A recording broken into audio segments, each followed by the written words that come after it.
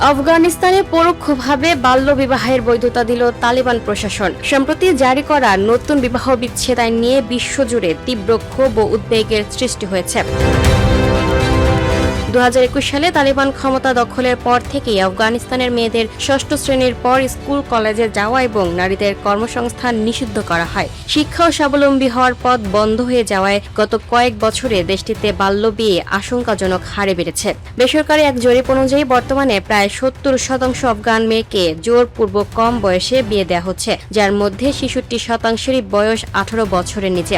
এর মধ্যে বাল্যবিবাহকে পরোক্ষভাবে সমর্থন দিয়ে নতুন আইন জারি করেছে দেশটির সরকার। তালেবান সরকারের অনুমোদিত নতুন এই আইনটি মূলত বিবাহ বিচ্ছেদ সংক্রান্ত একটি আদেশ। আইনটিতে বলা হয়েছে, কোনো নাবালিকা মেয়ের পরিবার তার বিয়ে দিয়ে দিলে মেয়েটি বয়সন্ধিতে পৌঁছানোর পর সেই বিয়ে বাতিলের আবেদন করতে পারবে। জাতিসংঘ মানবাধিকার সংস্থাগুলো বলছে, একে অধিকার মনে হলেও এই ধারাটি মূলত শিশু বয়সের বিয়েকে আইনিভাবে বৈধতা দেয়। বয়সন্ধিতে পৌঁছানোর পর কোনো মেয়ে ভয়ে বা লজ্জায় চুপ থাকলে তার সেই নীরবতাকে বিয়ের চূড়ান্ত সম্মত হিসেবে গণ্য করার বিধানও রাখা হয়েছে।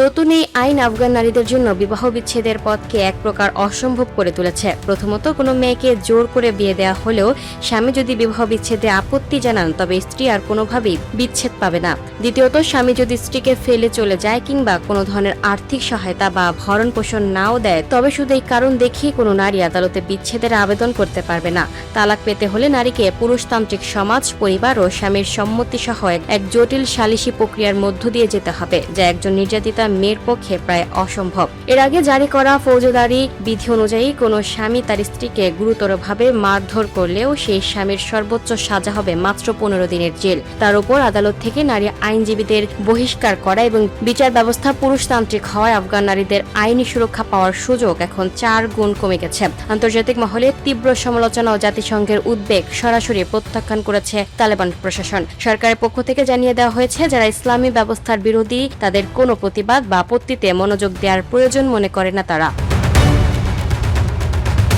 Lucky Akter, up to date news, Dhaka.